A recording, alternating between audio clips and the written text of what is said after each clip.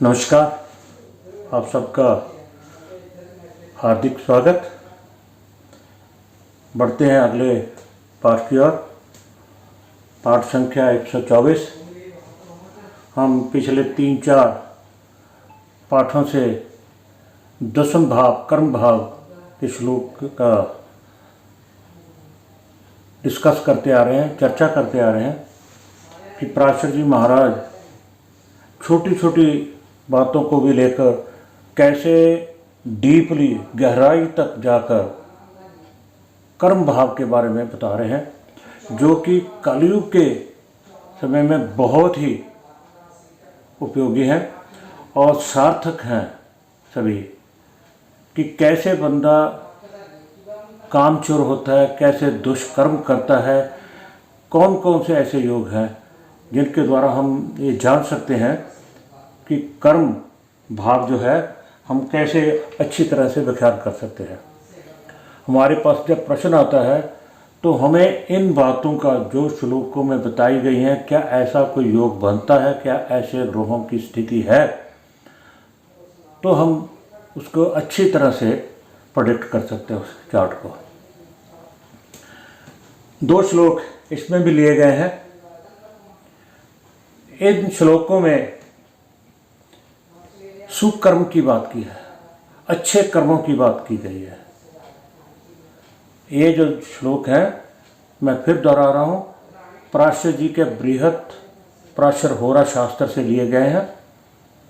और अगर किसी बात की समझ नहीं आती मेरे व्याख्यान से, ठीक है, तो आप वहाँ पे सरलार्थ दिया गया है, आप पुस्तक खरीदिए होरा पराशर और उसमें से जो उनका व्याख्यान किया गया उसको जरूर पढ़िएगा। इन श्लोकों के बिना हम जो प्रेडिक्शन करते हैं अधूरी है मेरे हिसाब से। चलो बढ़ते हैं श्लोक की तरफ। पहले श्लोक में क्या लिखा है? मीने जीवे भृगु युते। जीव कहते हैं गुरु को, बृहस्पति। मीने जीवे भृगु युते। गुरु जो है मीन राशि का होकर D1 चार्ट में स्थित है। कह रहे थे कि मीने जीवे भृगु युते। गुरु जो है D1 चार्ट में मीन राशि का होकर बैठा है। और भृगु युति, भृगु कहते हैं शुक्र को, और उसकी युति किसके साथ है? शुक्र के साथ। अर्थात गुरु और शुक्र दोनों युति करके मीन राशि में बैठे हैं और लग्नेशे बल संयुक्ते।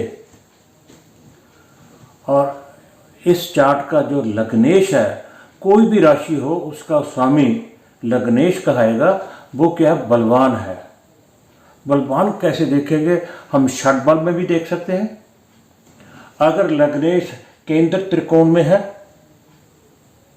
मूल त्रिकोण राशि का होकर बैठा है, अपनी उच्च राशि का होकर बैठा है, और बाकी दिग्बल वगैरह बल उसके प्राप्त है, षट बल से भी हम देख सकते हैं। लग्नेश बलवान हो और गुरु मीन राशि में शुक्र के साथ युति करके बैठा हो, ये नहीं बताया कि कहाँ बैठा है। अब मेष राशि का लग्न है तो मीन राशि 12वें भाव में आएगी। मीन राशि 12वें भाव में आएगी तो क्या कहते हैं? कालपुरुष कुंडली में 12वें भाव का कारक कौन है? गुरु ही है। मीन राशि वहाँ होती है और शुक्र का वहाँ जाना और भी अच्छा शुभ माना गया है, अच्छा माना गया है। तो कहते हैं मीने जीवे भृगु युते लग्नेशे बल संयुते सौ उच्च राशि गते चंद्रे। और चंद्रमा जो है अपनी उच्च राशि का होकर बैठा है। चंद्रमा अपनी उच्च राशि का होकर बैठा है। चंद्रमा कौन सी राशि में उच्च होता है? वृष राशि में। समज्ञ ज्ञानार्थवान भवेत्। समज्ञ का अर्थ है सभी, ज्ञानार्थ ज्ञान, अर्थ अर्थ का मतलब है पैसा रुपया धन। ज्ञानार्थवान देखिए जो जातक होगा सभी प्रकार के धन दौलत ज्ञान से भरपूर होगा। क्या कहा गया है? ऐसे तो क्या मीन राशि, मीन राशि में कौन कौन है? गुरु प्लस शुक्र दोनों है। और चंद्रमा वृष राशि में की है चंद्र, उच्च राशि गते चंद्र। मीने जीवे वृक्ष लग्नेशे बल संयुक्त, और लग्नेश जो है बलवान हो। तीन चीजें बताई हैं। शुक्र और गुरु युति करके मीन राशि में बैठा हो, चंद्रमा अपनी उच्च राशि में वृष राशि में हो, तथा लग्नेश बलवान हो, तो ऐसा जातक जो है वो ज्ञानवान भी होगा और धनवान भी होगा। ज्ञानार्थवान भवेत।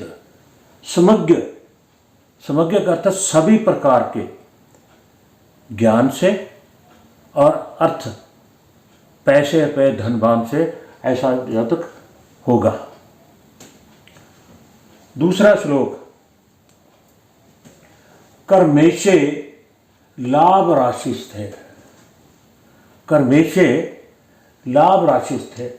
अब उसमें कहा गया है कर्म जो है का स्वामी ये दसम है, इसे कर्म भाव भी कहते हैं। और यहाँ का जो स्वामी है वो कहाँ? लाभ स्थान में गया। कर्मेशे लाभ राशि स्थिर, लाभेशे लगन संस्थे, और यहाँ का स्वामी यहाँ आ गया लगन में, लगन है ये। कर्म का स्वामी कोई भी राशि हो, मेन से लेकर मीन तक जो भी राशि हो, उसका जो स्वामी है कहाँ बैठा हो? लाभ स्थान में। लाभ स्थान में जाएगा तो बढ़ोतरी होगी, बढ़ोतरी कहते हैं। और लाभ स्थान का स्वामी लगन में है। कर्मेशे लाभ राशि स्थित, लाभेशे लगन संस्थित है, कर्म राशि स्थित शुक्रे। अब एक बात और कही है, कर्म राशि यहां पर कौन बैठा है? शुक्र। यहां पर शुक्र है। कर्म का स्वामी लाभ में, लाभ का स्वामी लगन में, और कर्म स्थान पर दसम भाव में शुक्र बैठा है। अब शुक्र का क्या रोल है यहां पे? शुक्र किसका प्रतीक है? कामनाओं का। शुक्र जो है कामनाएं,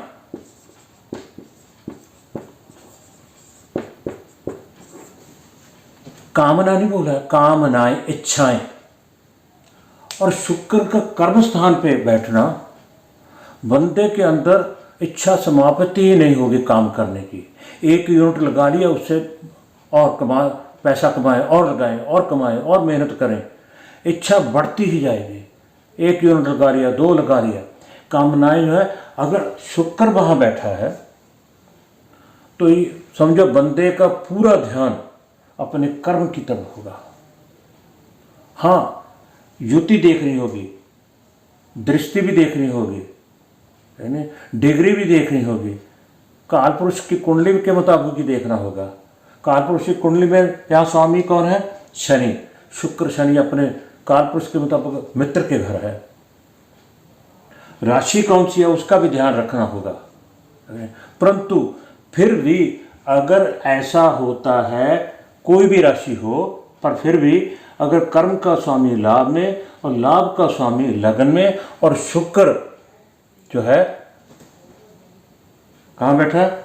कर्म स्थान में, तो इस इंसान में को काम के प्रति बहुत लगाव होगा और उसकी इच्छाएं कम नहीं होंगी। दिन पर रात वो उसके दिमाग में यही चलता रहेगा, हम ये भी कर लें और हम ये भी कर लें, इसको काम को ऐसे बढ़ा लें, इसको काम को और ऐसे कर लें। तो आगे क्या कह रहा है? कर्म राशि से स्थित शुक्रे रतनवान से नरो भवेत। ऐसा जातक रतनवान होगा। रतन किसे कहते हैं? हीरे जवाहरात मोती। पिछले जमाने में जब ये शास्त्र लिखे गए उस समय बैंक बैलेंस नहीं होते थे, या सोने की अशर्फियाँ, सोने के सिक्के या हीरे जवाहरात। बंदा अमीर कौन होता है? जिसके पास जितने ज़्यादा हीरे अशर्फियाँ होती थी, रत्न होते थे, उसे धनवान कहा जाता था। और धनवान के ऊपर रतनवान, पैसे के ऊपर रतन। जैसे पद्मश्री अवार्ड है और कई अवार्ड हैं, फौज वालों को दिए जाते हैं, परमवीर चक्र, ये वो। और ऐसे एक अवार्ड है भारत रत्न, जो कि सबसे बड़ा अवार्ड है, भारत रत्न का अवार्ड। ऐसे ही रतनवान होना धनवान से भी ऊपर है, पैसे दौलत से ऊपर रतनवान होना। तो ऐसा जातक के पास किसी चीज़ की, जिसके पास ईमानदारी से काम करने की इच्छा है, उसके दिमाग में ये चल रहा है कि हम तरक्की कैसे करते हैं, उसकी इच्छाएं बढ़ती जाती हैं। शुक्र जैसा ग्रह दसम भाव में बैठा हो, और दसम भाव का स्वामी बढ़ोतरी किसकी होती है? ये कर्म का स्वामी लाभ भाव में है, 11वें में, जिसे हम बढ़ोतरी का स्थान भी कहते हैं। यहाँ पर जो भी ग्रह बैठा होगा वो जिस भाव का स्वामी होगा उसके कार्यकर्तव्य में बढ़ोतरी करेगा। अगर दुख भाव का है, 6-8-12 का है, तो उसके भी होंगे, वो भी होगी, है ना। सो यहाँ कर्म का स्वामी यहाँ आ गया, और इसका स्वामी किसके साथ है? पैसा कमाना किस लिए? हमारे लगन है, ठीक है। तो ऐसा ये दोनों जो श्लोक हैं सो कर्म के लिए लिए गए हैं। कर्मेशे लाभ राशिस्ते लाभेशे लगन संस्थे कर्म राशि स्थित शुक्र रतनवान से नरो भवेत। अगर कर्म स्थान का स्वामी लाभ में और लाभ का लगन में होता है और शुक्र कर्म भाव में बैठा है, तो ये समझिए कि वो इंसान बहुत धनवान है, रतनवान है। इस पाठ में इतना ही। अगले पाठ में कुछ और श्लोक लेकर हाजिर होंगे। आप सबका बहुत बहुत धन्यवाद। अगर मेरी वीडियो पसंद आई हो तो लाइक, शेयर और सब्सक्राइब जरूर करा दीजिएगा। नमस्कार।